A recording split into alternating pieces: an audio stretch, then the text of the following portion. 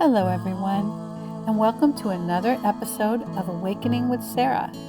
I'm your host, Sarah Adams, musician and transformational life coach, bringing you powerful wisdom, helpful tools, and inspiring music to support you on your journey of awakening.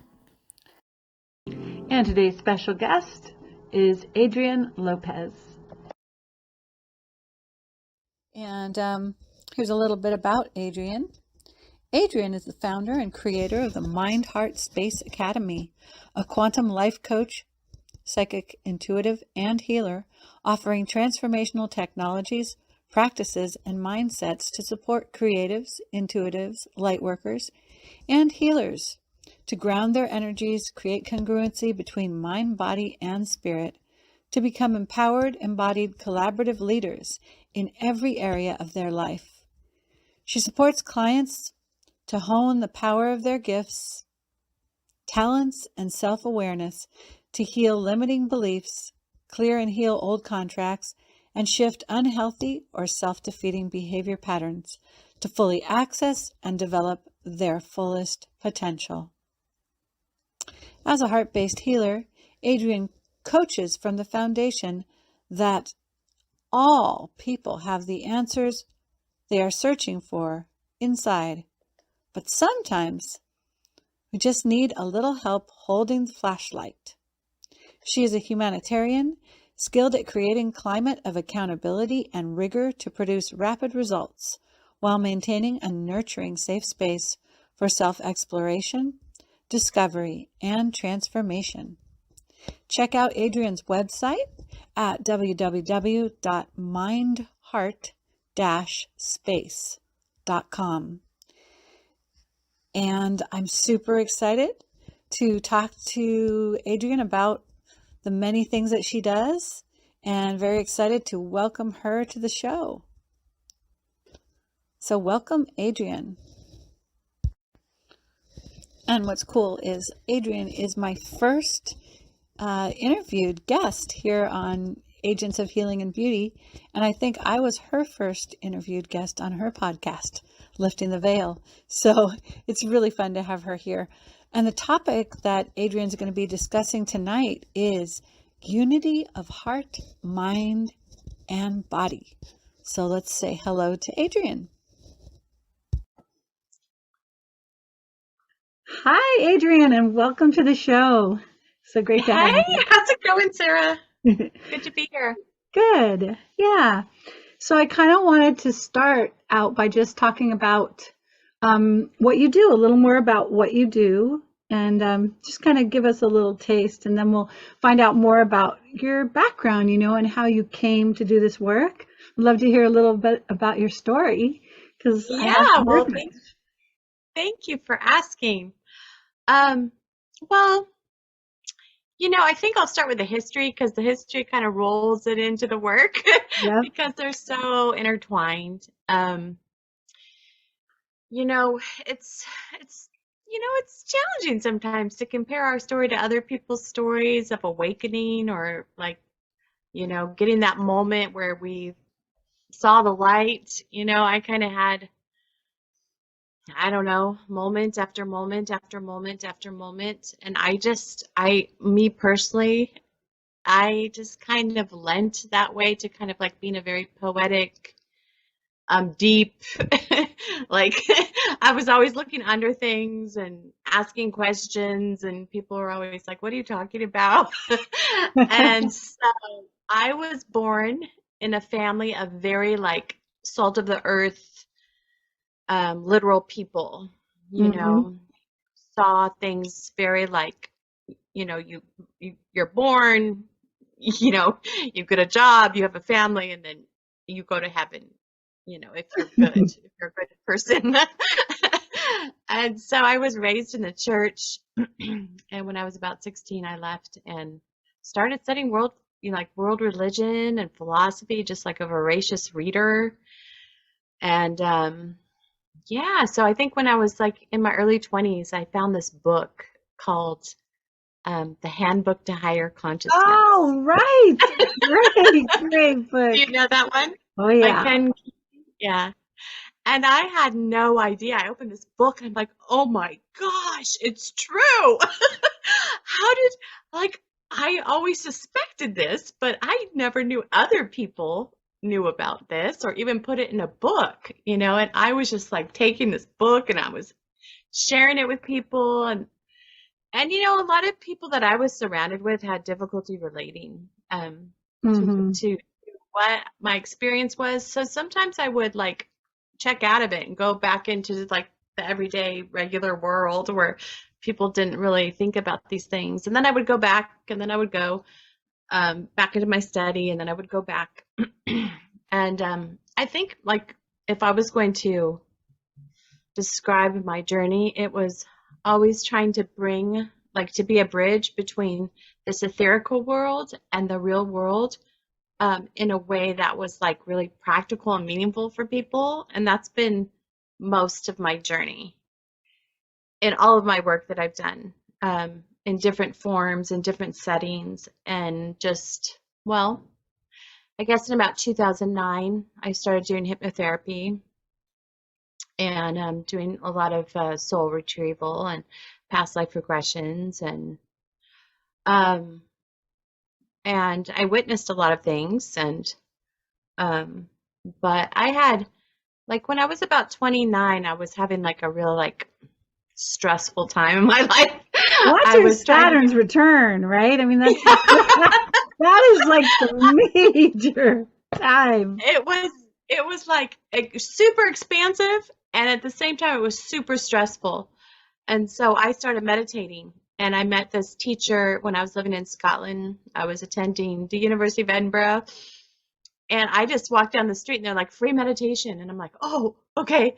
So I went in there. I went in there and I sat right down and uh I meditated with him for the year that I was in Scotland and I had some incredible awakening experiences. I didn't know the word for them. I didn't really tell that many people about it because a lot of people didn't know what I was talking about. And I was in a world of academia, so they're like, "What are you talking about?" You know? So, but yeah, so at that point in my life, I started meditating regularly, and that was in 2000, right at 2000. Wow. And was Scotland, did you find Scotland, I mean, I think of Scotland, I think what a mystical, beautiful place to be, but were you kind of steeped in the academia or did you enjoy the That was just land? I did enjoy the land and I did enjoy the energy. I was pulled to the UK. First, I lived a year in Wales with the romantic poets, frolicked about. And I, on the surface, I was doing a degree, but underneath, I was doing a metaphysical inquiry. And that's pretty Right. much been my whole life. Like Where I've were had you two raised? lives. Were you raised in the States and then you went over to Europe or? Yeah, I was raised in California. And then in my 20s, right around when I found that Ken Keyes book, I just like I gotta start seeing this world because there's so much to see. And so that's when I really started traveling a lot at that time and changed my entire life and branched out to explore. And yeah, so I mean, my first meditation teacher was a Sufi, and I didn't know much about Sufism. Yeah. But when I started finding out, I'm like, oh my gosh, I am a Sufi even before I met a Sufi Oh because yeah, I yeah. just, When you find that path and it really resonates, like my husband and I do dances of universal peace, and so ah, we love to sing those Sufi chants that Hazrat Inayat Khan brought, yes. and just the path of the heart and some of the zikrs, where you repeat those beautiful words. And Yeah. my friend's like a whirling dervish. She does the Oh, whole whirling. I was going to ask you about that if you whirled or dervished. I never went that far into it. Just these beautiful. Have you ever done dances of universal peace? When you say this, are you? I mean, I've whirled. In dances of universal peace, Yeah. a lot of the dances are you um divide into partners, and you gaze into each other's eyes, and you sing to each other, and then you Oh, bow to each other. They have them in Portland. I will take you. You I will love love it. it. I want to go. Yes, totally. You will love it. That sounds right up my alley. It's totally up your alley. Yep. Yeah, so I mean, I didn't get into all the like the textual pieces. It was more like, oh, I'm a mystic and I've always been a mystic. And last week when we were talking about the role of the romantic partner or the Yeah, twin flame, for the Sufis, all of life is the beloved of right. everything. And so that's how I got started. And so I'm like, why did I start telling you this again? Oh, yes, because Follow that train of thought into the wilderness, and we'll just meditate in silence. I mean, why not? no, I think it was through meditation that I started to realize that I had an awareness and then I had an ego.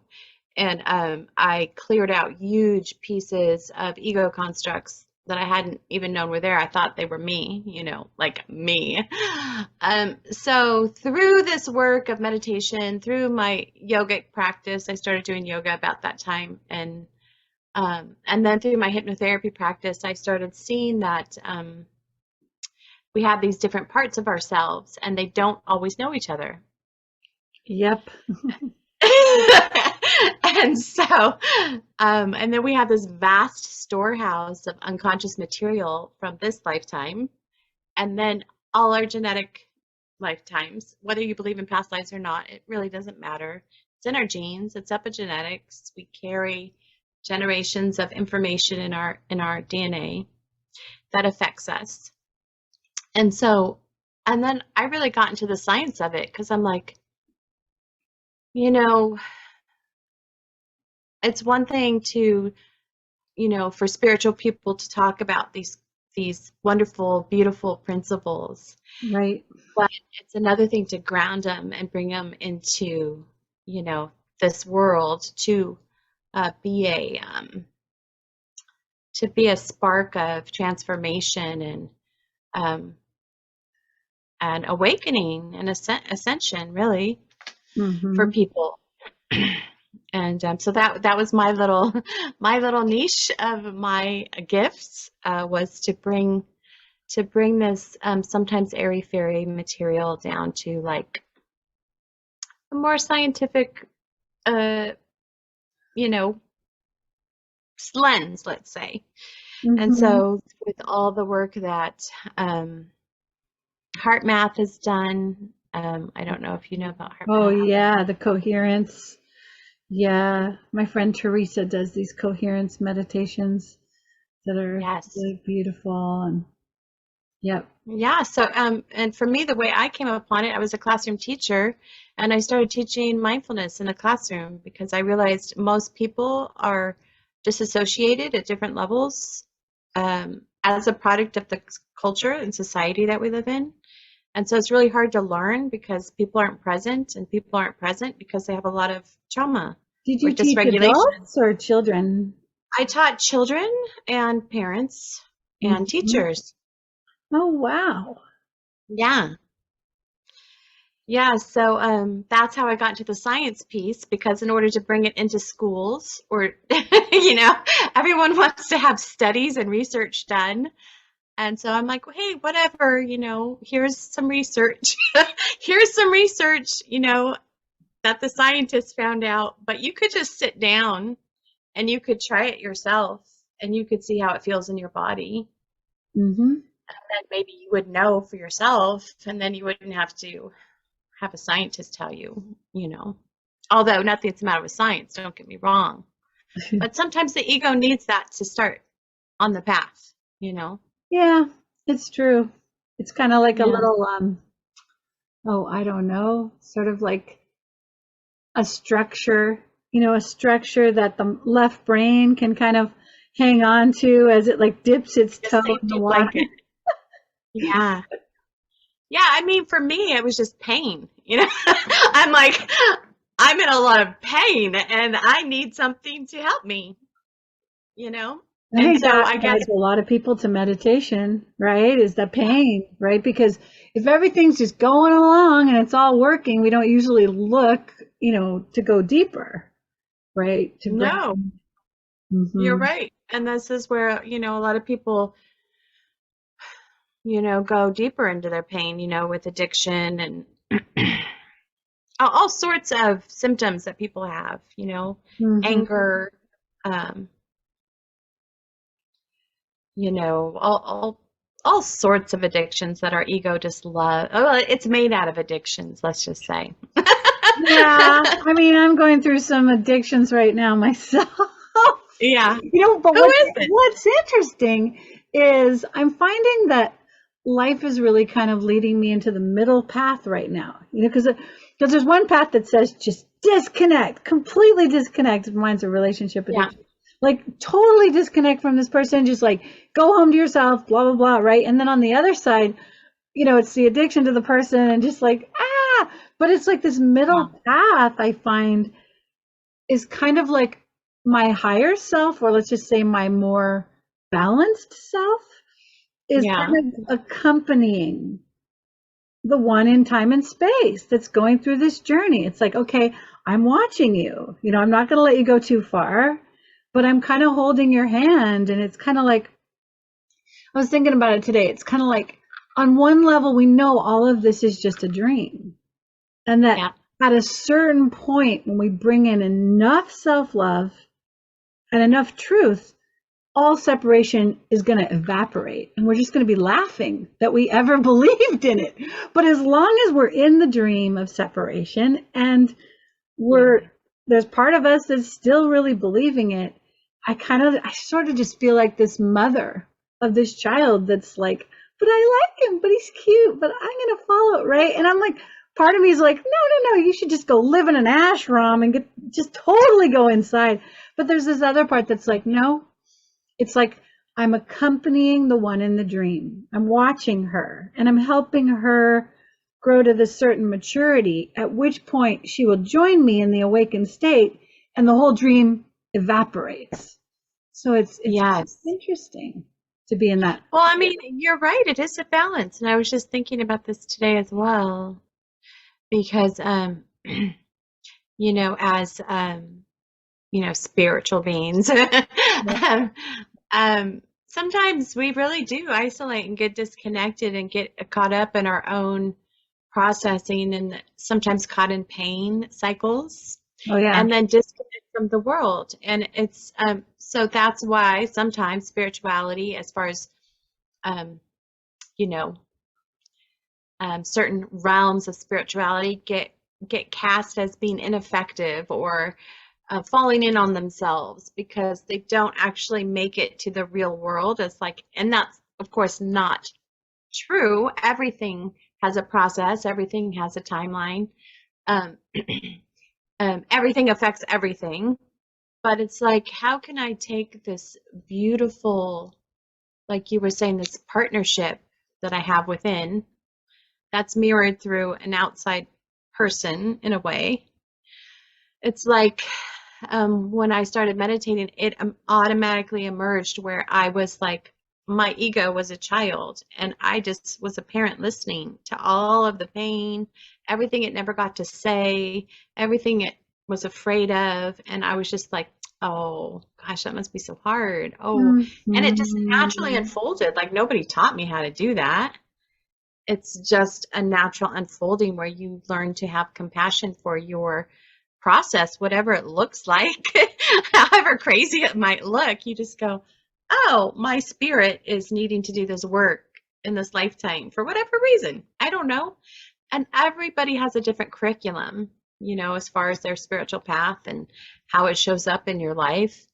And I think, as I continued along this path, I kept wanting to go, oh, I'm a Sufi. Oh, I'm, a mindfulness teacher. Oh, I'm a Right, you want to hypnotherapist. grab something. Yeah, yeah. Yeah. And I'm like, no, you can use those tools, which is great. But, I'm on my own curriculum path and I can share it with other people, which is bringing all those desperate pieces back Yep. to awareness back home, and that unconscious, that storehouse of unconscious, unprocessed material, which can be really scary for people because they think it's almost like a feeling of being out of control, like being able to have the courage and the compassion and the love to look within and see what's there and wants to be seen. Yeah. So when did you create the Mind Heart Space Academy? I started that, I want to say 2016. When I was still teaching, I was teaching full time, so it was kind of like on the side. I was like, la, la, la, la. And then I was doing hypnotherapy on the side and meditation on the side, and then in 2019, right before the COVID broke out, I left teaching, and I was so happy that I did pre-COVID because the whole world went wackadoodle.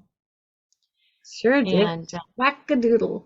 But it kind of went, it took us deeper into our hearts, it took us deeper into like what really matters, That's what it feels like for me. It was, although, it was a difficult time for sure, but it took us deeper. It's this whole idea of like what it means to be, like the word health means whole or integrated, or to be all online, like to have all the parts of you. And so it was almost like, health was like in the hospitals for the doctors and the nurses, and then it just blew up to the entire world. There were no more boundaries. Like this illness was everywhere.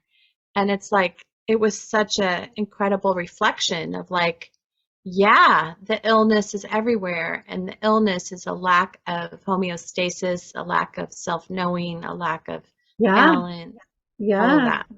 And the whole like fear became the pandemic in so many ways, right? It's this fear being spread, and it was like, whoa, really, because I think that fear was there in the unconscious, in the grid of humanity. There was a lot of fear.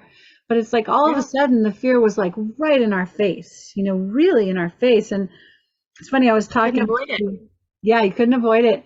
And I have a good friend who channels the Angels of Divine Grace, and they were telling us, that this was coming. They told it like 2 years ago, they told us it was coming.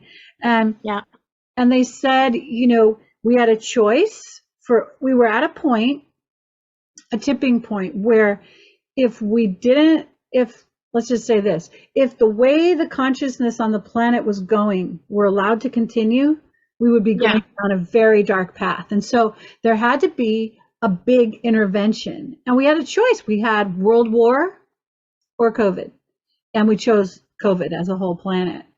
That was what we chose. And when you think about it, it was, it was really traumatic, almost like a world war. But of course, it wasn't a world war. So I always felt like, okay, we could be in a world war right now, and yes, this is intense, but it is our initiation. And, God bless our beautiful human family. And we lost a lot of our human family, during COVID. A lot of people took their exit, right? Yeah.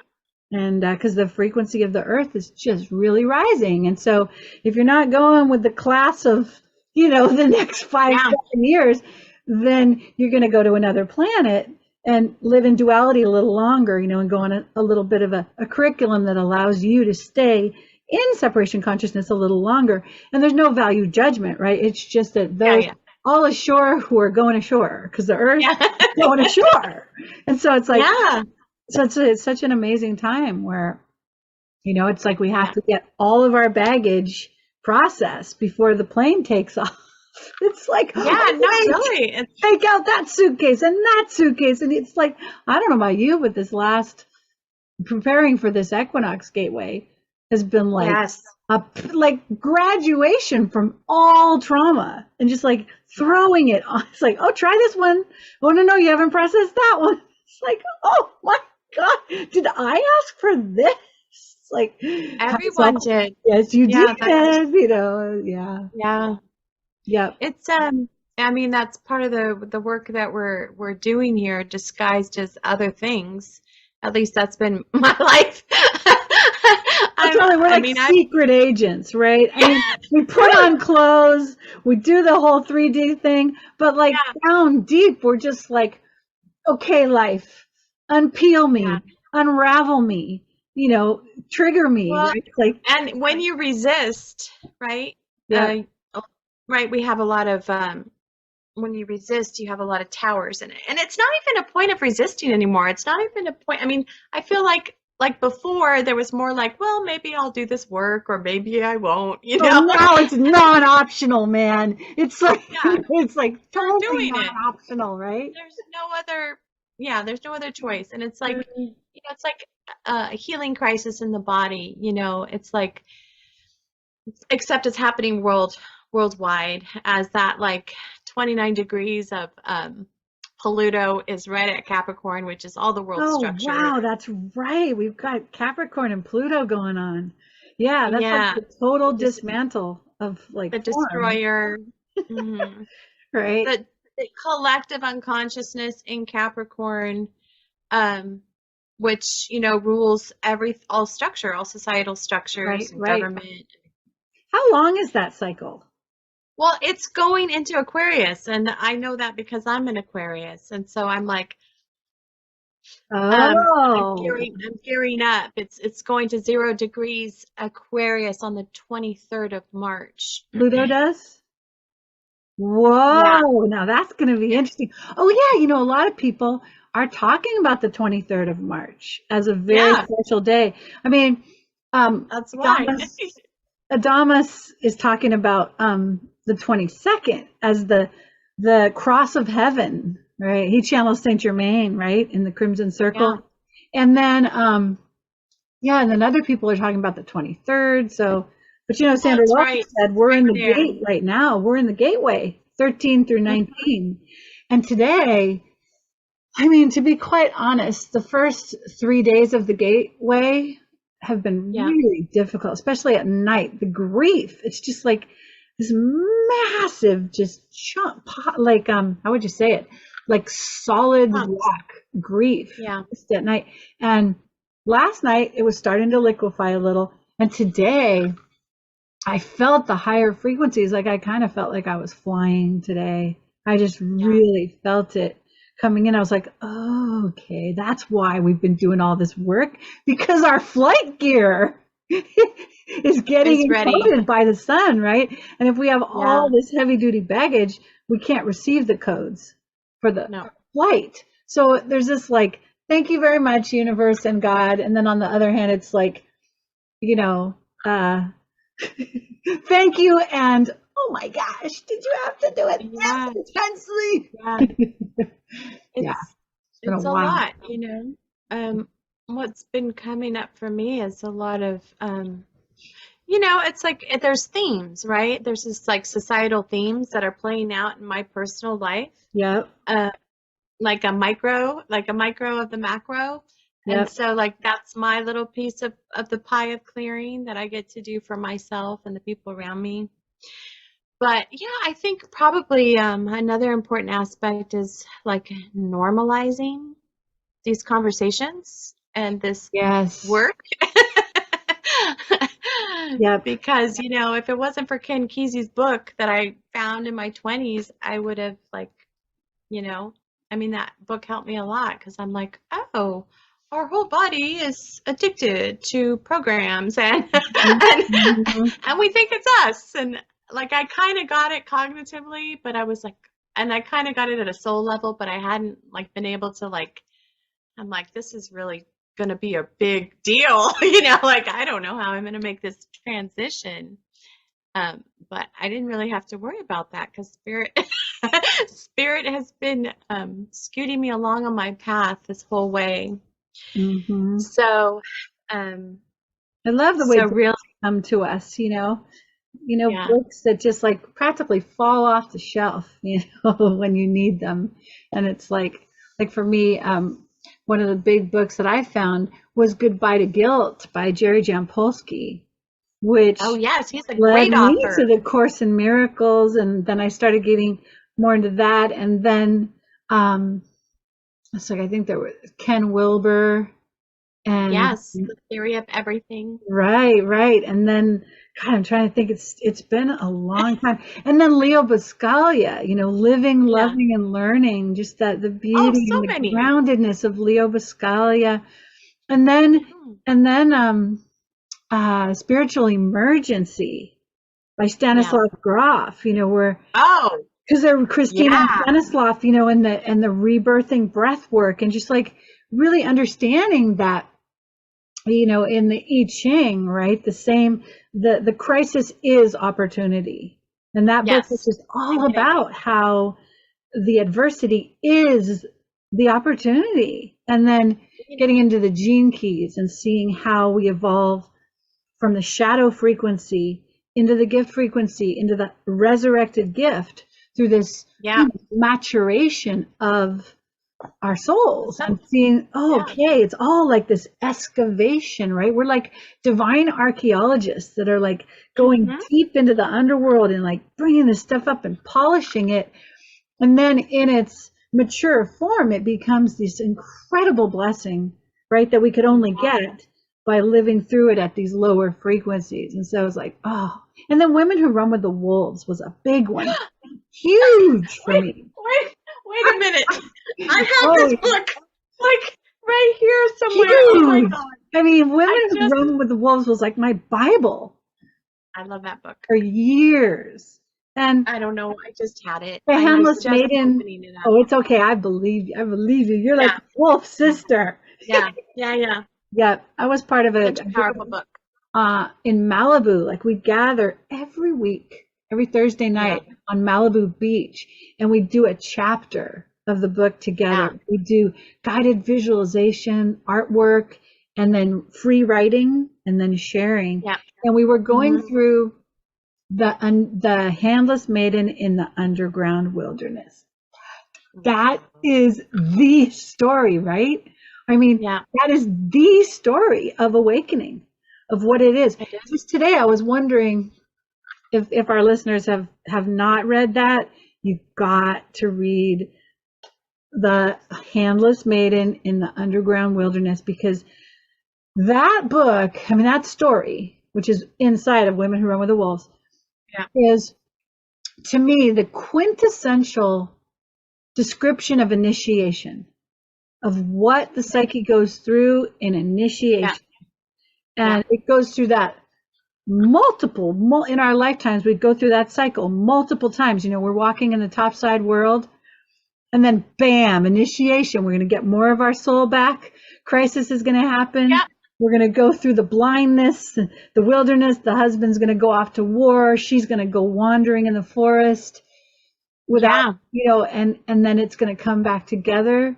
We get a new bottom line, and then another chaotic dismantle, and then we sew it back. All of the whole story happens again. We get a new bottom line, and at a certain point, right, we've remembered enough of our soul, right, that we go into mastery. And I think we are in the first wave of humanity. We are on the cusp of that mastery, which is really exciting. It's so exciting. Okay, that was my spiel. No, I mean, that's a really good way of explaining it. And I think a lot of times people are in crisis in their life. And I know this has happened to me. And I go into self-judgment, self-blame, because, my higher self is like, come on, let's go. It's time to make the jump. And my ego is like, oh no, what will it look like? What if I fail? Or like, what if I hurt myself?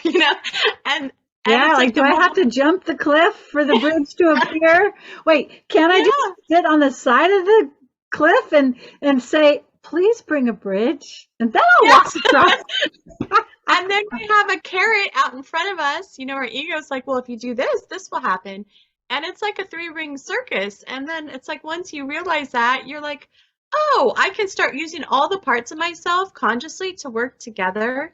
And I don't have to resist my soul's highest expression. And in fact, the quicker I let go, the more momentum I will build through the breakdown and breakthrough, breakdown and breakthrough. Breakdown, And breakthrough. until Yeah. I until I was holding back because I'm like, well, maybe if I can avoid, if I can just walk around this breakdown, which clearly is impossible.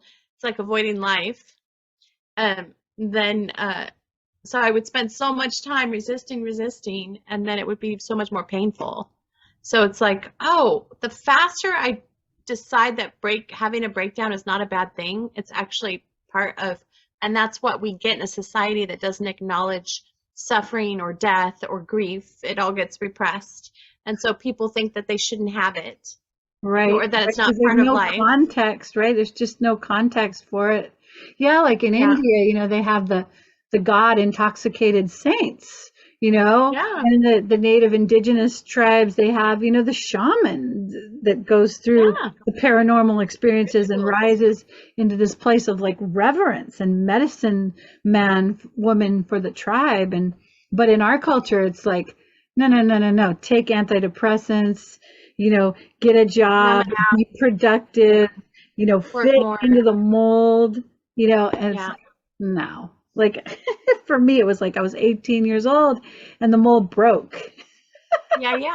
Well, There was no way death. I could put myself back into it. It's like, No, you can't. Once you pop out, it's like a death march, And then mm-hmm. once you see it, you can't unsee it. And so, I mean, really, what I do is act as a guide, to help people start like turning within. And it's like the first step is really like inviting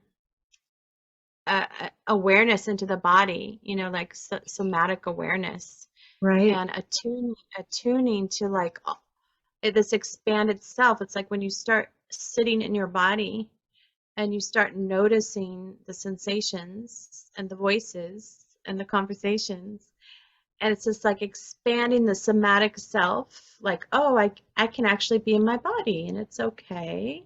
And it's okay. It might be a little uncomfortable, but I have this loving higher self or parent or whatever you want to call it that is there.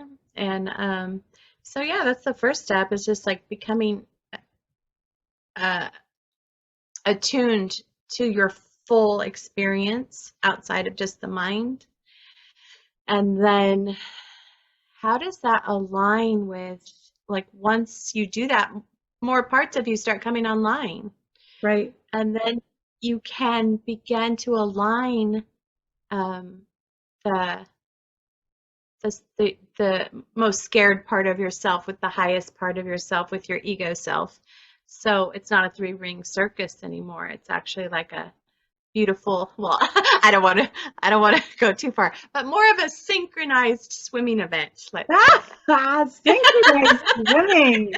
Yeah, that's true. Like there's like a little coherence, a little order, right? There's still moving Yes. parts, and maybe the dance steps are like slightly glitchy, but there's still a dance. Yeah. Yeah. Mm-hmm. There's still order. And then once that second part happens, then people become more aligned with their heart and their passion and their true vision, because more parts of them have started to come online, like.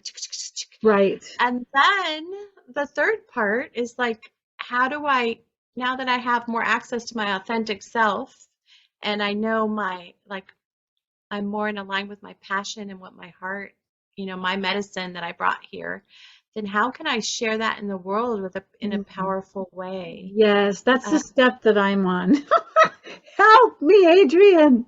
Well, I'm just saying that's where a lot of like spiritual, like light workers, empaths, Right, because we've done all this inner, right? The container, we've been building the container and the container and the container, but it's like that last, how does that container and that vibration intersect with the mass of humanity for the good of the whole, right? And for me, what I've found is most of those, I don't want to generalize, but most of the spiritual light workers, whatever, have developed all the three chakras above the heart and the heart. but they've left the 3 bottom ones. Yes, They lowest evacuated them chakras. because they weren't safe. Yes, absolutely. And Because those who carry, right, the highest light are the ones that have the deepest trauma in the earth. they evacuate they leave their body. And so this ascension is really a descension of the spirit back all the way down to the root chakra. So we can take these gifts and then actually implement them in this world to shift it, to create the world that we know is possible in our hearts. And it's in the body. And the light workers keep wanting to leave the body. And they're like, no, this time you get to have your spiritual gifts and you get to be in your body. And they're not going to kill you. Well, yeah, like this time we're not going to get killed, right? So many lifetimes where we're just killed as soon as we're in the body. So it's like, oh, geez, let's just stay above the body. Let's just not go in there. Like the other night.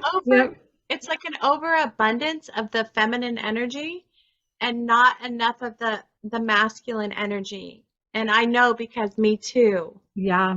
You know, because what would happen if all these incredible light workers and, star seeds and channeler, we all got down. The whole earth would just be like, woo! Yeah. Well, I mean, I don't know if you noticed this, but during the original breakout of COVID, it was like I was in Costa Rica and I had no TV, I had no media, I had no idea what was happening. But my experience of this was in a matter of 3 days, the whole world shut down. Do you know? At least that was my experience. Yeah. And I'm like, well, shit, if the whole world can unify in shutting itself down in 3 days or 4 days or how many days it was, come on. We could do anything. Yeah. Just a matter of, I don't know, it's like the 100th monkey, right? And it's the critical mass. And like Sandra Walter was saying that, when a critical mass of beings have really gone into Christ consciousness and are really hanging out in there, not falling out, but actually holding it stable in the body. Right, when they're maintaining, so when there's a critical mass, and it's not that many that are needed to just maintain it, everyone else will just go into it, right? Like the 100th monkey, and then the earth, of course, the earth is guiding us. The earth is shifting herself, right? In her course, she's shifting, and so it's just like, it's like that. I love the 100th monkey thing, the washing of the potato. It's like, what's so cool? All of a sudden, everyone's washing the whole planet. All of them know how to wash across all the borders. It doesn't matter. They just know how to wash the potato. And so I think it's so important because it's like we are the earth. Our bodies are made out of the earth. We are that divine intelligence incarnate, literally, like our body is intelligence. And so we get to be, like the spirit gets to be fully embodied in that intelligence. And the intelligence doesn't use concepts or analysis like our brain does. It uses energy. It uses feeling. It uses sensation. Yeah. And so it's like learning a new language in order to be able to get your visa or your passport to where you're going.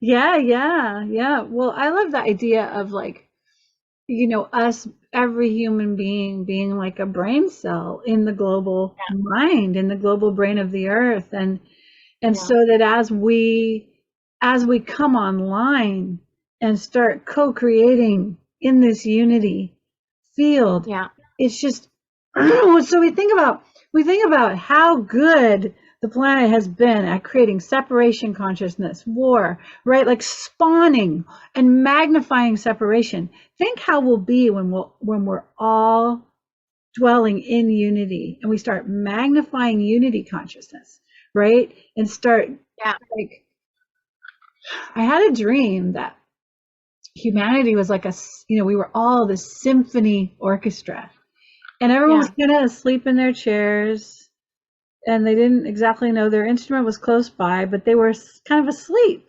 But as everyone starts waking up, oh, I play the cello, I play the clarinet, I play the, and then the God consciousness has the piece of music. So we all play our part, and this beautiful, like synergistic, glorious sound rises up, and it's like the song of unity rises throughout the whole earth. The universe. Mm-hmm. Yeah, the one song, right? The one song. It's like I have a song as a universe, one verse, universe, one verse, universe, one verse, and there's we are one in the great web of life. We are one in the great web of life. We are one life, one love, one beating heart. Of everything we are a part. We are one voice, one song, singing through the night, birthing a universe of light. Right? It's like this. That's beautiful. That's what's coming. I wrote that, in 2000. That's gorgeous. 2002, I think. Yeah. It's on my Spotify. It's on my Bandcamp. Oh, really? I'll have to check it out. SarahAdams1.bandcamp.com.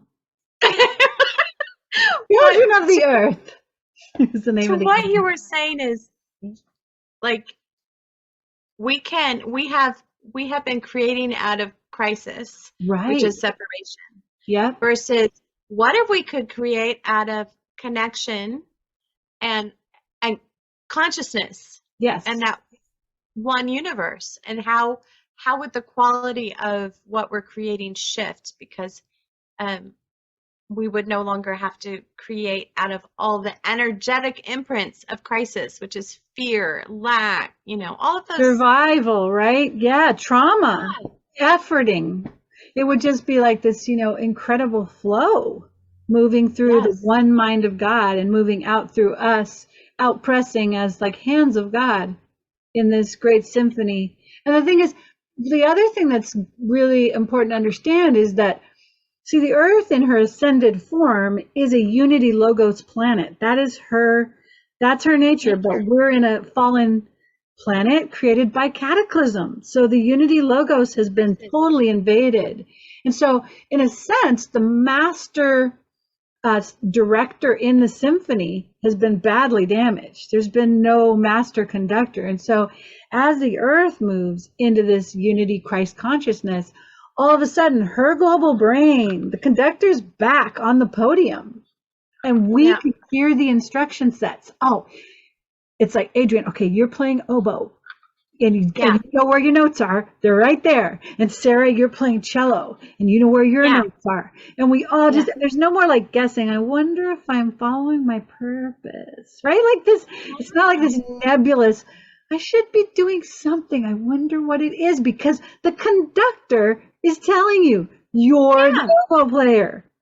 And we're actually plugging back in to the central command center. Exactly. So, like, all that information just comes in, and it's a knowing. Because praise God, praise God, clarity, right? Like no more like guessing. It's just total clarity.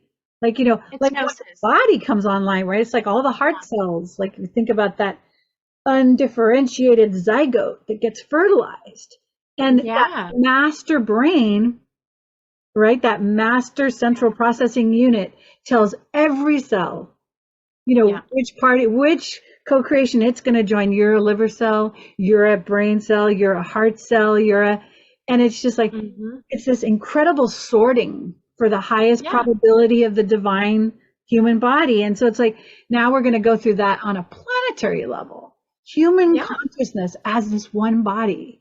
And the conductor will be in, his or her, I don't think there's a gender, but the commanding instruction sets will be coming toward us, and we'll just be like, okay, here's my part, here's my role. I go over there, we go there, we dance over here, blah, blah.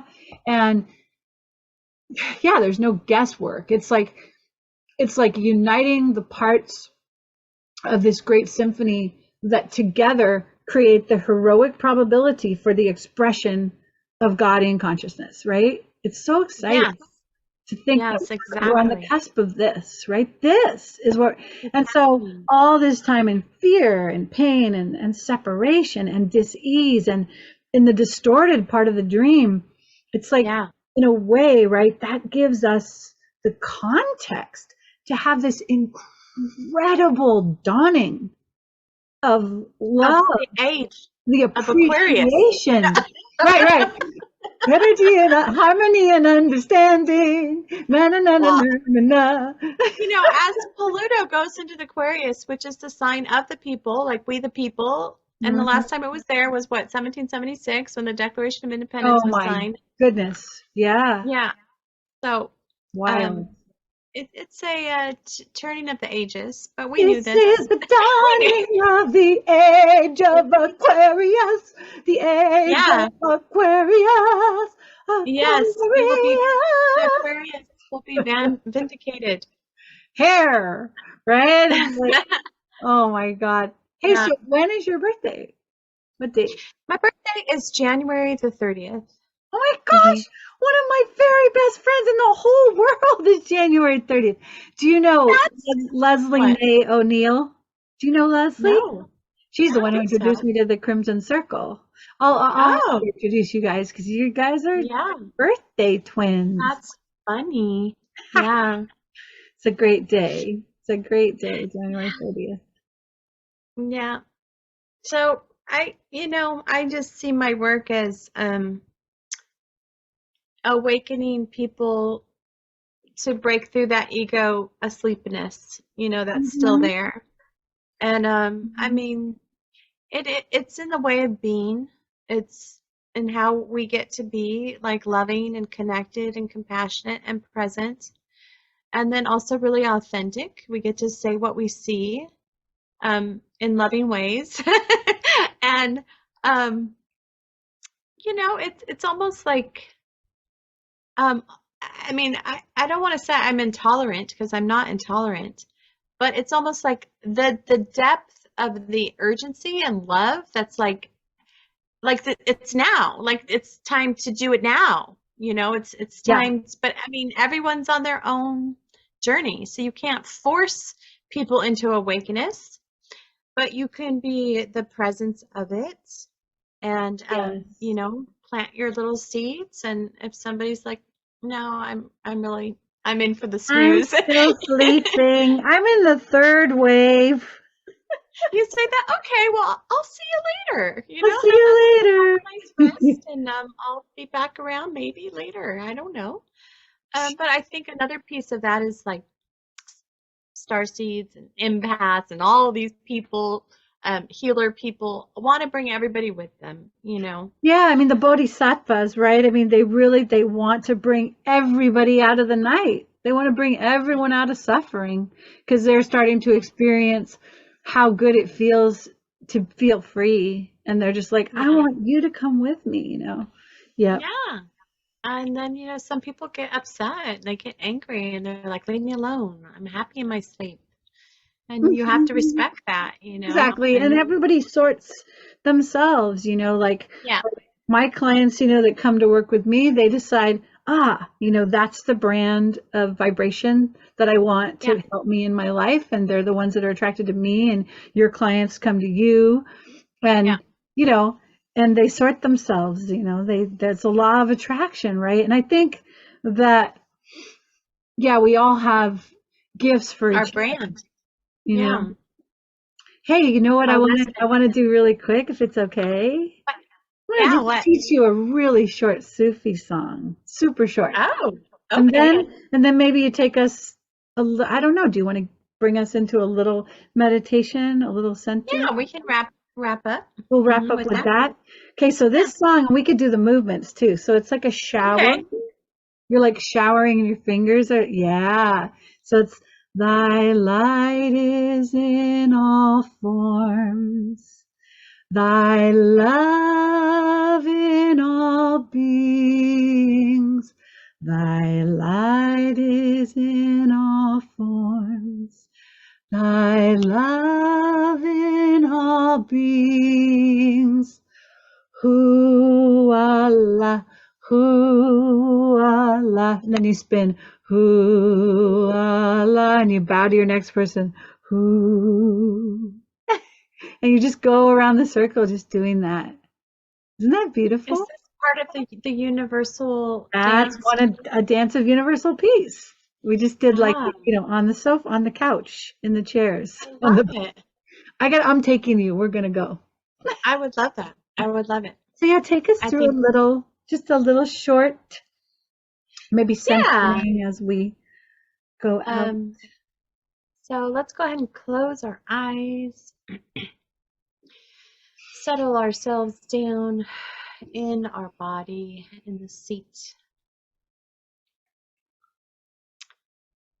Just noticing the pace and the rhythm of your breath.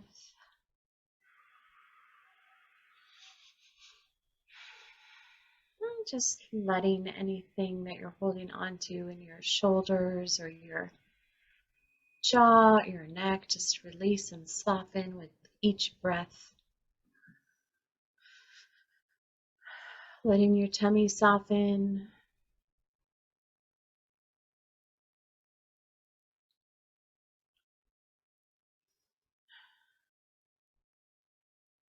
And I would invite you to imagine a cord from the base of your spine as big as your hips, falling down into the earth, through the floor, through all the layers of the earth, all the way down to the center of the earth. Plugging that cord into Mother Gaia. It's like a direct line of energy and communication, love, nutrients.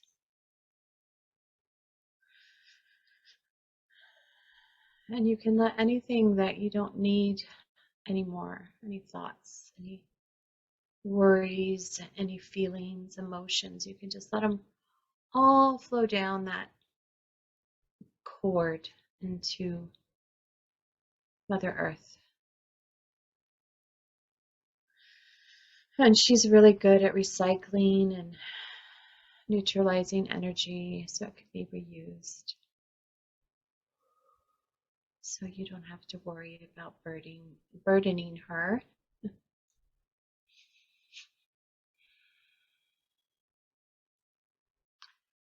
And as you feel this two-way connection with Mother Earth,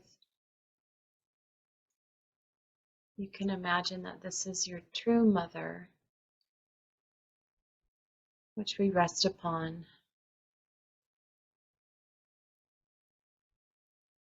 She holds us, she supports us, she feeds us.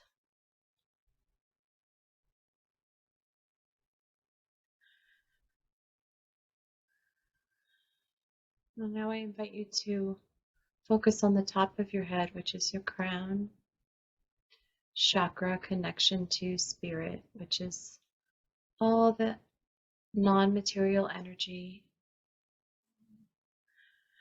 Pull down some cosmic energy from Father Sky, the cosmos, down the top of your head, down the back of your spine, which is your nervous system connection to life and energy and electricity.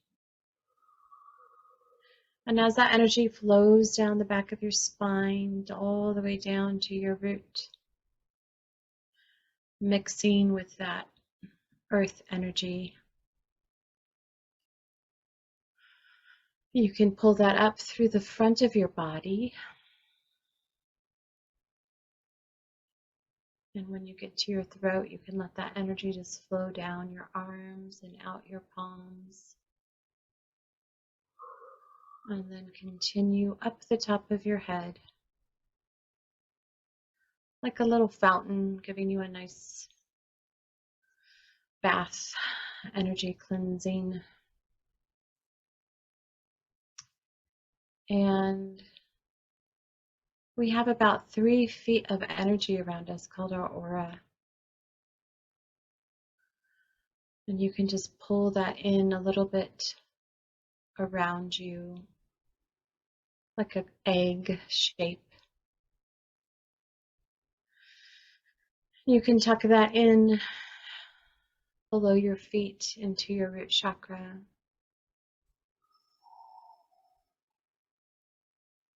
And as you let this cosmic energy and this earth energy flow throughout your aura, it's cleansing and releasing all the things you've gathered throughout your day and your week.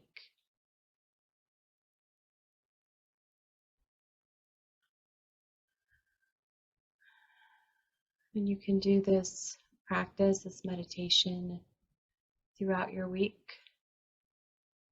If you're feeling tired or worried or overwhelmed by events or things that are happening around you, just to recenter and reconnect to your divine lifeline below you and above you.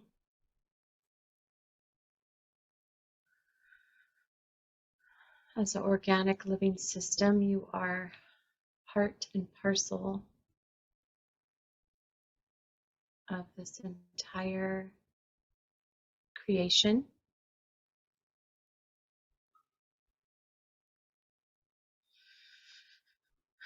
And when you take the time to clean your consciousness and to reset it, you're prepared to be more in alignment when you go out into the world and share your gifts and your heart. Releasing all the things that don't belong to you.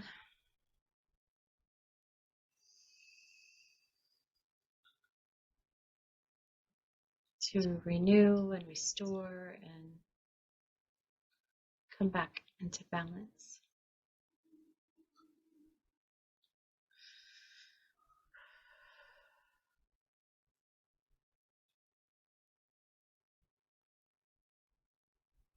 Yeah.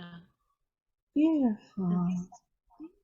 Thank you so much, Adrienne. That was so centering and grounding. And yeah, so I'll have in the show notes, where people can find you and your links. And just thank you so much for being here tonight. Thank you so much. Yeah, We've come full circle now, right? Full circle, back in our bodies. Yes. With the mother. Yes. All right, Sarah, have a good evening. You and too. I'll be talking to you soon. You bet. Okay. Bye, Adrienne. Bye, everyone. Bye.